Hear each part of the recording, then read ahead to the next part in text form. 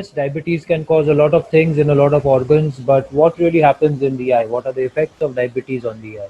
So there can be early development of cataract. We have seen this. Sometimes what happens is, even if there might not be too much of a clinically evident cataract, but there might be a large fluctuation in the refraction of patient, sudden fluctuation because of these osmotic cataracts. Once the blood sugar level increases and it reaches inside the lens, then it attracts a lot of water because of the carbohydrate, because the chemical nature of carbohydrates, and that water inside the lens might induce some cataract or at least change the refractive error of the eye. So that is something you need to keep in mind.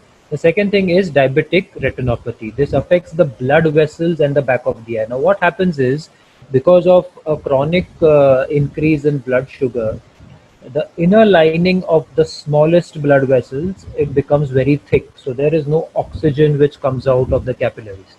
When there is no oxygen that comes out of the capillaries, the tissues do not get enough oxygen. So they secrete certain chemicals known as vascular endothelial growth factor. Now it's not just VEGF. There are many other chemicals, but VEGF is one of the prime chemicals. Now this chemical will cause all the effects of diabetes. It might cause, the first clinical sign of diabetes is a microaneurysm, the small red dots that you see on the surface of the retina. I will show you pictures, but those are the first signs. So as the hypoxia, the decrease in oxygen goes on increasing, the area of the retina which is not getting oxygen goes on increasing, then the grade of diabetic retinopathy also goes on progressing. A second thing is diabetic macular edema. Diabetic macular edema means, in layman's terms, it is a swelling in the central area of the retina. But the central area of the retina is very, very important for your fine vision, your reading, writing vision, or if you're identifying a person, his features, his eyes, that's because your macula is healthy. If the macula develops some amount of swelling, then the vision goes down immediately, and it's of immediate consequence. Diabetic retinopathy in the periphery might not cause any loss of vision. There might be 6/6 vision also, but even a small change in the center of the retina. What happens, like I explained to you, in the early stages, uh, there are just a few. Can you see the screen? If you see the screen, this is the left eye, because this is the disc, this is the center of the retina, this is the macula. And if you see these small red spots over here, in just one quadrant primarily, over this quadrant, so those are known as microaneurysms. This is called as a mild non-proliferative diabetic retinopathy. So in this stage, the patient's vision will be very good because his central retina is all fine, but he does have a process going on over here. He does have retinopathy going on. So his retina is not normal. Even though his vision is good, his retina is not normal. As the level of hypoxia increases, the changes appear in many more quadrants. They appear in almost two quadrants in this photo, that is known as moderate NPDR.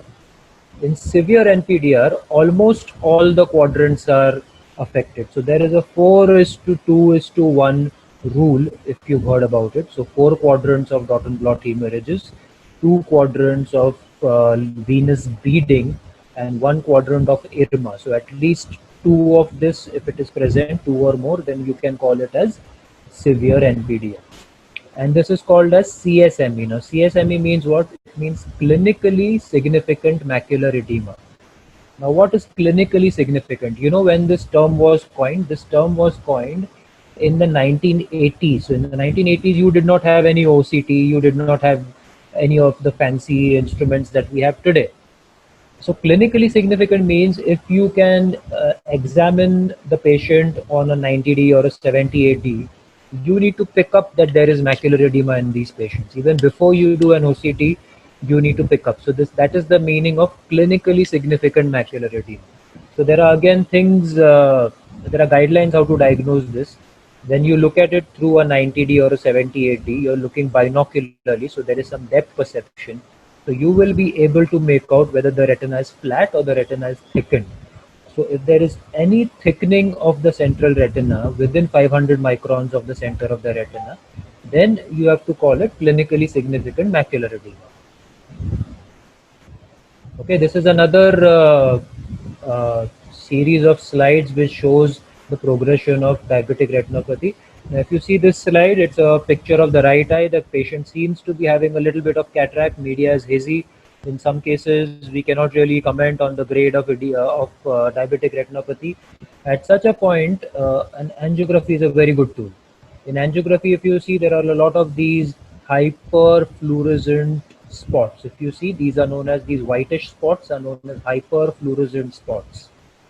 These are nothing but microaneurysms which are showing up much better on a angiography as compared to a clinical picture. And this signifies around mild non-proliferative disease. Over here, even clinically, you can see that the number of spots and the number of these yellowish spots, which are also known as hard exudates, are seen in uh, a few more quadrants of the retina. Correspondingly, if you do an angiography, you will see that yes, it does correspond to a lot of microaneurysms in almost all the quadrants of the retina. This is a severe disease. Correspondingly, you see, severe angiogram. And now coming to the proliferative stage. So until the non-proliferative stage, it is not visually threatening. You can still follow up the patient. You can be like, okay, you have some amount of changes in your eye. If you do not watch your sugars, it can be dangerous. But right now, you do not need treatment. That's what you tell him. But if you manage to classify a patient as a proliferative diabetic retinopathy, then that is an emergency situation because such a patient will lose vision. And if you do not refer him in time, sometimes the vision loss might be permanent. So, timing is very critical. Early diagnosis and early treatment is of prime importance. So, everybody, all eye care professionals need to be very familiar with how a proliferative diabetic retinopathy would look like. Okay, so a proliferative retinopathy, if you see if a relative or a patient sends you a fundus photo and you do see a big patch of blood on top of the retina, these are not intraretinal hemorrhages, these are pre-retinal hemorrhages.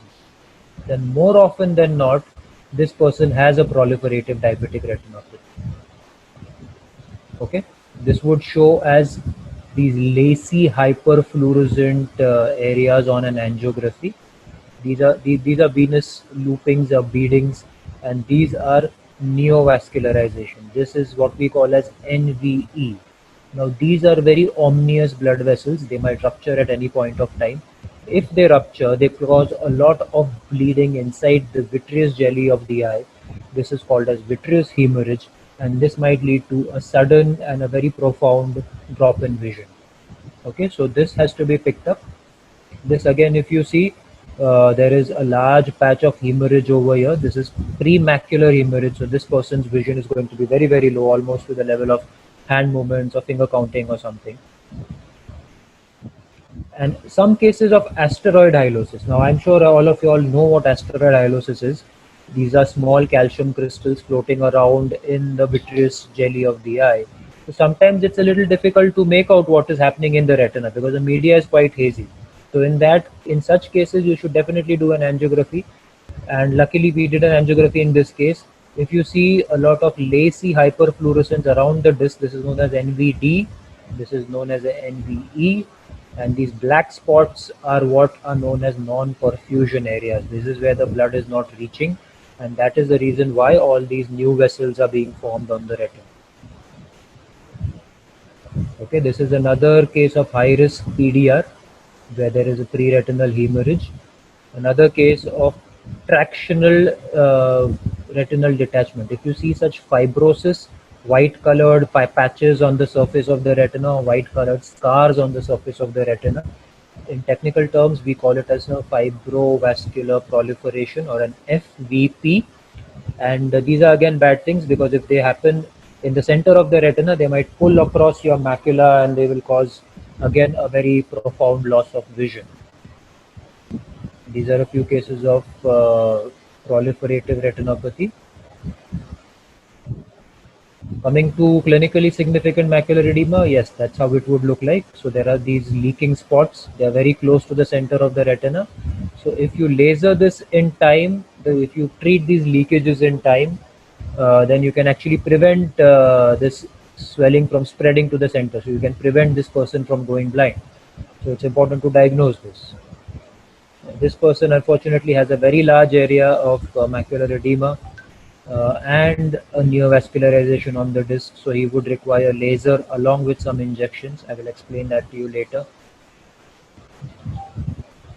Okay, and then there's a case of advanced diabetic eye disease. These are typically patients who are very poor systemically. They have a lot of uncontrolled sugars, kidney problems, heart problems. The diabetes generally affects all systems of the body, and the retina is detached from multiple places, and there is a large sheet of scar tissue on the surface of the retina. So these would typically require surgical treatments. In a few cases, even complicated patients we can manage very effectively. There have been a few cases which we have operated and they've come back to actually 6 by 6 after losing almost all their vision.